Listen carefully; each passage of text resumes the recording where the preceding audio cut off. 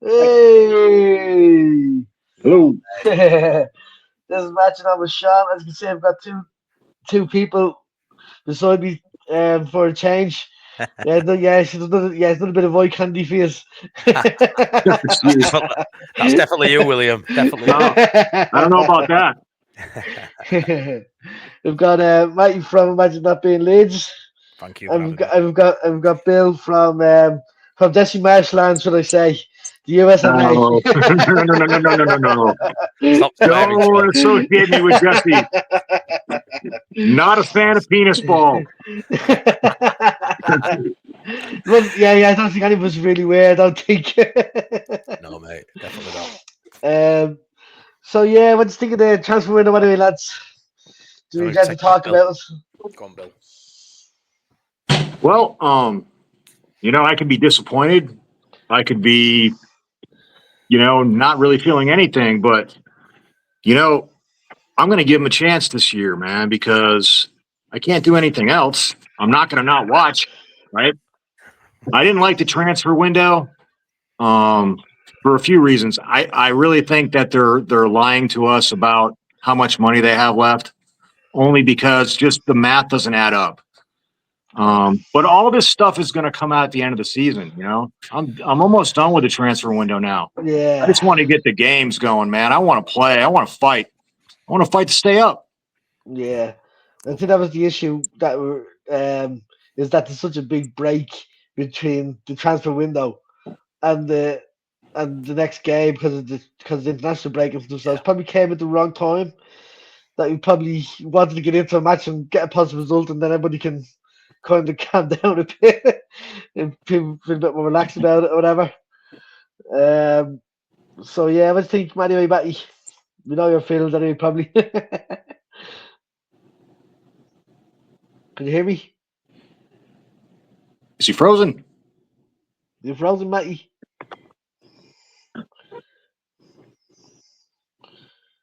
I think all that talk on Jesse Marsh think. I think you mentioned Jesse March and he left. I He's think like, I hell so. with it. I'm out of here.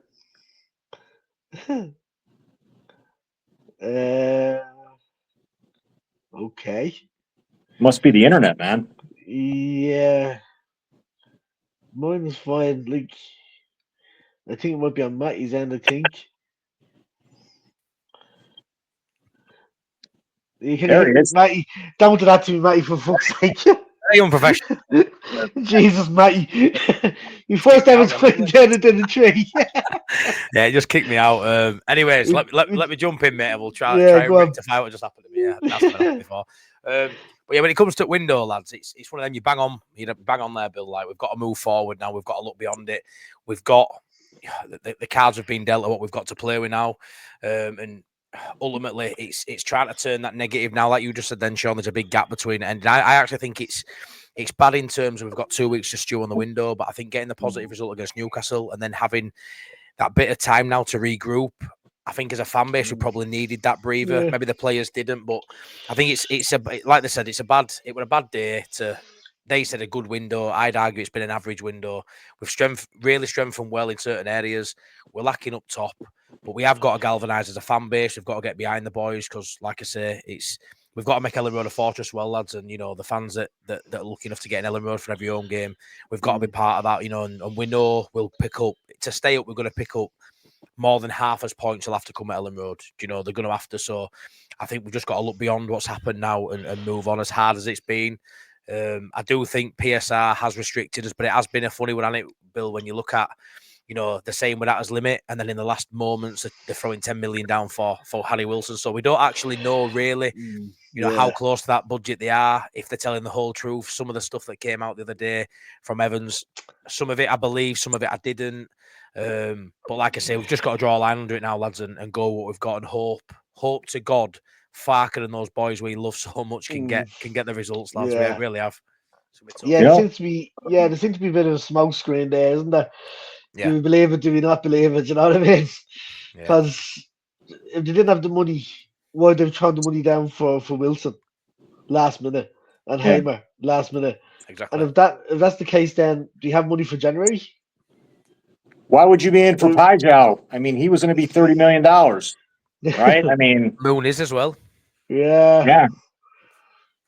Yeah, it's about. I don't know. I reckon it comes down to when you look at a squad, lads. I mean, when you look at Sunderland as well, they've been ruthless, and I've always said throughout sort of like pre-season, saying that I want to merit, and some of the players that got us there, you need to do that to a degree. But I think maybe we've been a bit too kind to a lot of them. If it is a PSR issue, it's probably because we haven't made many sales. The fact that Melia is still there, that's shocking. Yeah. When you look at the squad, it's harsh to say, Sean, but you look at maybe a Pirro, maybe a Gruev, maybe some of these, maybe a non, or some of these players.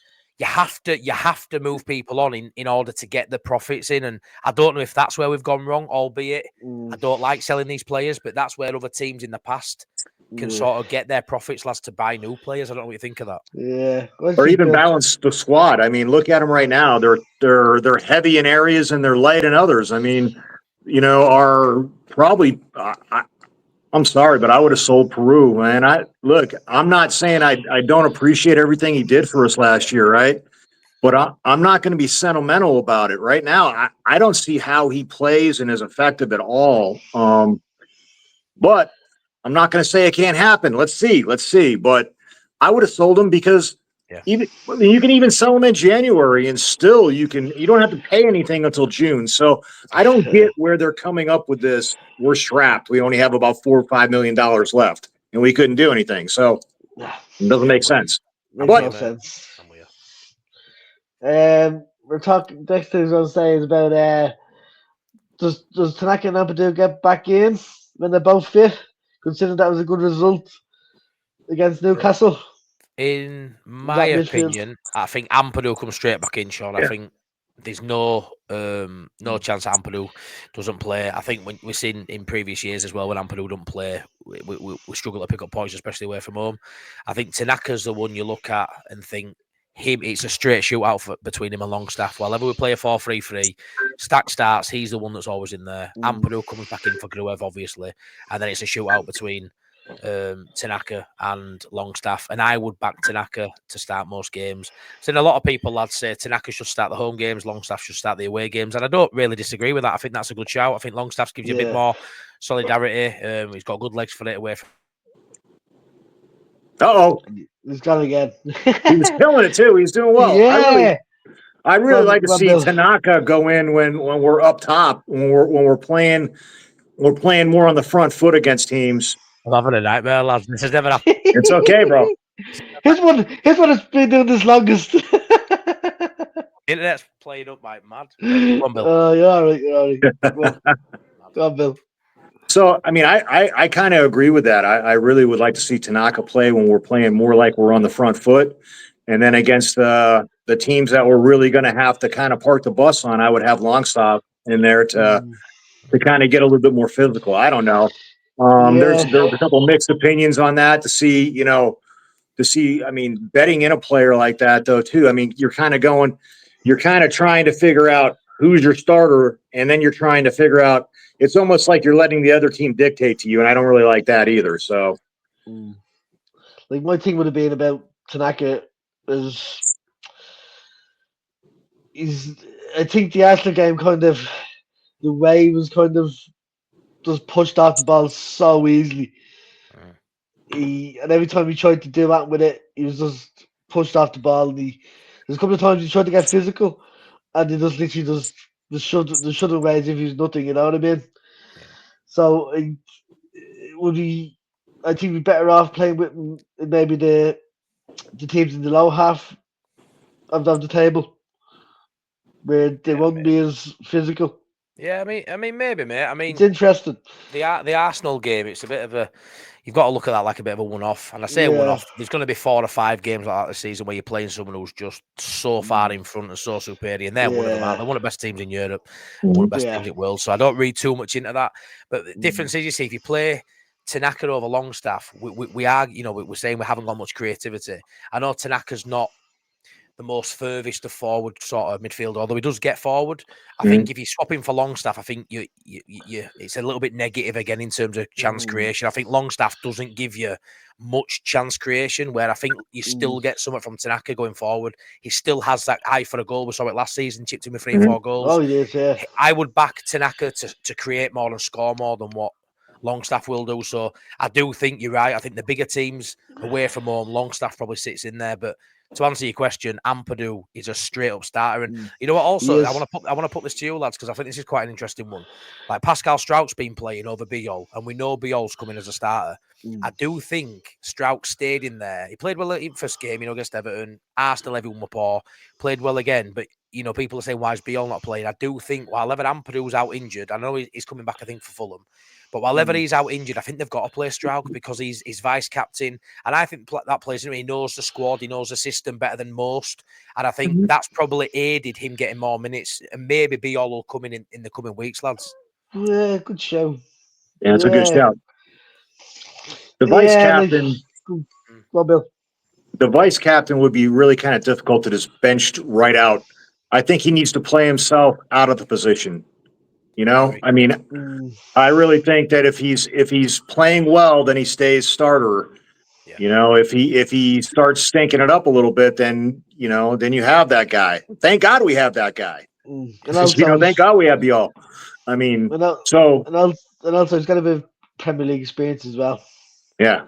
Yeah, of course. Might not be the greatest Premier League experience, get relegated or whatever, but experience is experience. You know what I mean?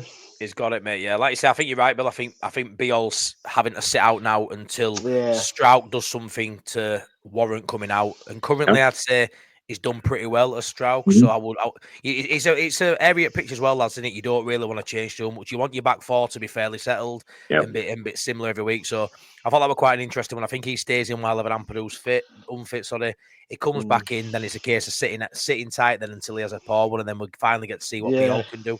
I'm looking forward to seeing what he can do. 100% looking forward to seeing what he can do. And the same goes for Barno as well. Yeah, I think he'll be struggling for minutes with ball now. But again, it looks just want like to see what he looks like.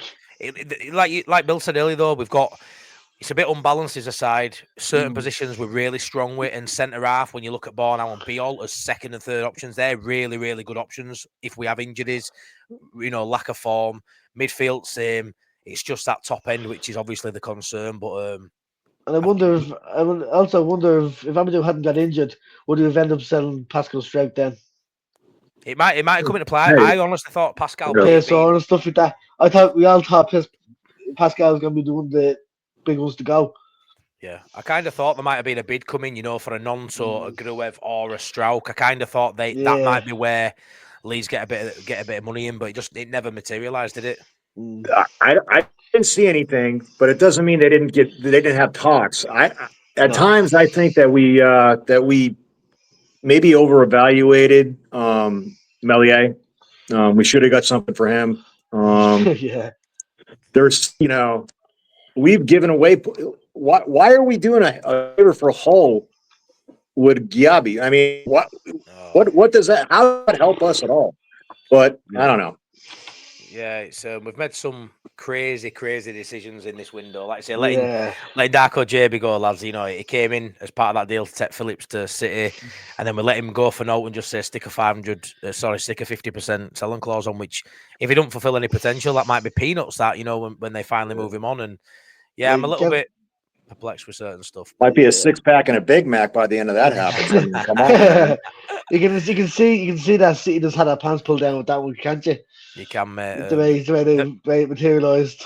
The Melier ones, probably when it comes to outgoing, is the biggest head scratcher for me, lads. Because, the poor lads had a rough time at Leeds. He's still a young keeper in terms of his age for that position.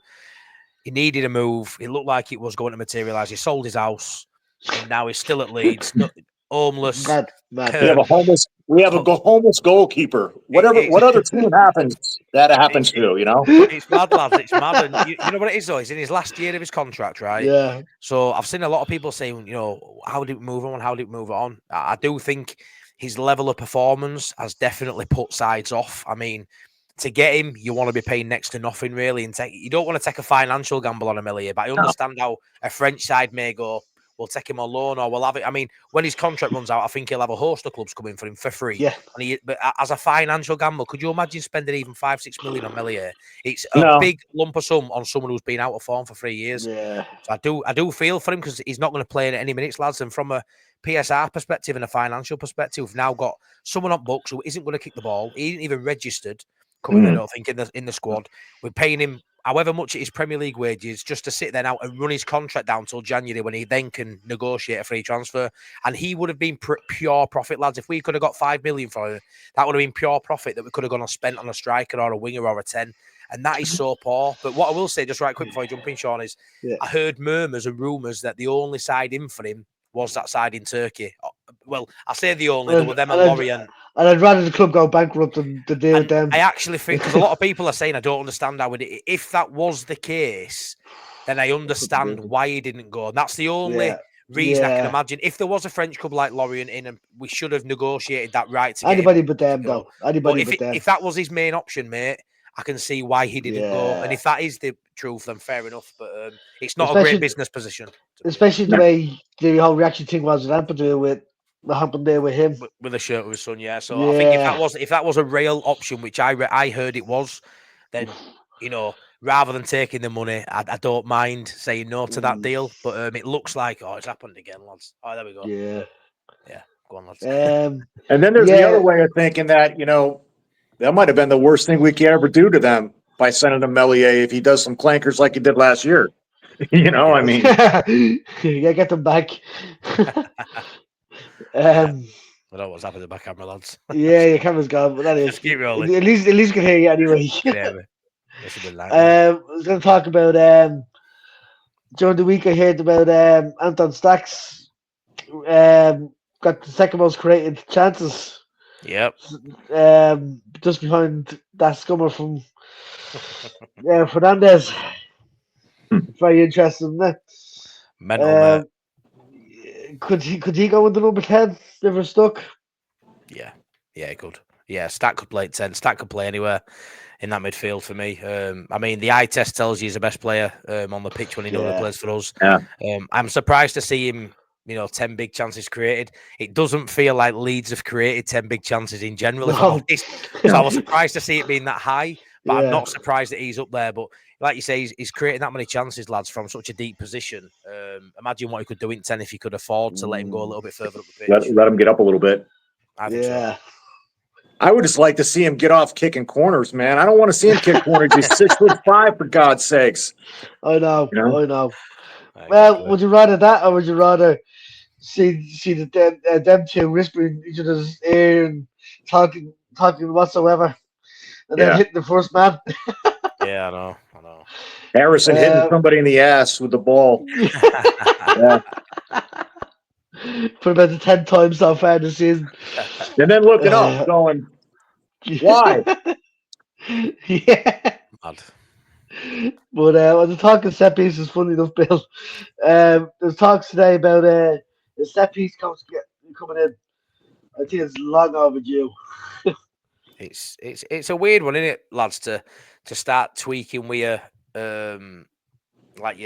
coaching staff now in the season. We're such an early part, into the season. Yeah. Why is this not something that could have sorted out pre-season and worked on it all pre-season? I mean, I'm happy it's happening, but it is a surprise to hear that we haven't already got that in place, boys. It's a strange one. Yeah. It's a complete surprise. I mean, now you know why they're so bad on corners. They don't train them. Yeah, it's like, all right, we're a very, very, we have a lot of tradition, man. And we don't have a set piece coach. I don't understand. Are we trying to do it on the cheap? Are they that expensive over there to get a set piece coach? I don't get it. You want to give yourself every advantage, why wouldn't you have them? Yeah. Because Keith Andrews couldn't have been that expensive when he was at Brentford. It couldn't have been that expensive for him. No, exactly. So I don't think it's an expensive position to fill, mate. But in the Premier League, when you look at trying to gain every single percentage you can Yeah. have to try and gather as many points. It's you look at Arsenal, they're one of the best footballing sides in the world, yet they're still brilliant at corners. They don't neglect the nuts and bolts of the game. A lot of these good sides that are good passing sides and have flair. In yesteryear, they may not have knuckled down and looked at corners, but you've got a team like Arsenal that, they win 1-0 some weeks and it's from a corner, regardless of the talent and flair they've got on the pitch. So when you look at sides like City and Arsenal who are doing it at the top of the division, side scrapping for the life, which we are going to be doing, that should be something we're targeting. If we can get 15 goals from corners, that could be a difference in staying up on going down, lads. So it's surprising it's took till this point to actually hire one, if I'm honest. What do you guys think about getting a Portuguese dark arts coach in here to show us how to flop around and get some calls, man? That'd be good too. I mean, any advantage we can get, I'd boys. love him. I would absolutely love him. Yeah. Maybe I'd that'll be his absolutely next love one. Mourinho. Maybe I'd that'll be absolutely love him. I don't care how we do it. I just No. want to do it. You know? You don't need to play that pretty football, you know what I mean? As long as you Nope. get the results. Play pretty next year. Stay up this year. Yes. Yeah, that's what we'll do. We'll do that. I'm pretty confident, mate. Mm. Worried about, like I say, the squad having so many injured players of recent seasons. A lot of our best players or new players who we're excited about potentially. Okafor, a lot of injuries already injured. DCL, I'm excited by DCL, lads. I've seen enough in DCL's movement and the potential we've seen in the past, and he's still only 28. It's just, can he stay fit? So that's the worry, isn't it? We've really gone gun ho in transfer window in players with injury records, and that's why we've been able to get them, because the prices have been lower. Some of them have been free transfers. But yeah, when that window slams shut like it has, you're banking on everyone staying fit because you can't do nothing about it now until January. So. It's gonna be a very, very busy physio room. To keep these guys in tune. But in fairness to them, they tend to get them back pretty quick, don't they? They've been doing all right in previous years, mate. Yeah, Byram and Solomon, whenever they've gone out, pretty quick. Ampadu heals pretty quick. Yeah, they need to do, because it's such a threadbare squad. This year, I don't think this year we're gonna have much of a choice. I don't think. No, it's all hands on deck, mate. This one, all hands on deck, really is. I know you have to shoot off soon, Matty, don't you? Yeah, I'm really sorry that I don't know what's going on. My laptop has had a nightmare. All right. I don't know what's happened. But so Bill, do you want to leave us off with a nice rallying cry for the I'll give it myself. So look, we could have all just sat there and said, "Fuck it, we're not going to watch this year, man." But you know what? I really think these guys are going to put up a fight, and they're going to fight like the third monkey walking up the ramp on Noah's Ark, and it's fucking raining. That's what they're going to do. I love that. Absolutely love it. Right, I think we'll leave it off at that. What do you think, lads? Yeah, thanks for having me on, Sean. Cheers, Matt. Thanks, John. Appreciate it. Thanks, Bill. Thanks for jumping on, lads. Anytime, man. Take care, boys. Take care, guys. See you later. Man. Bye-bye. Hey, Bill. Take care, Sean.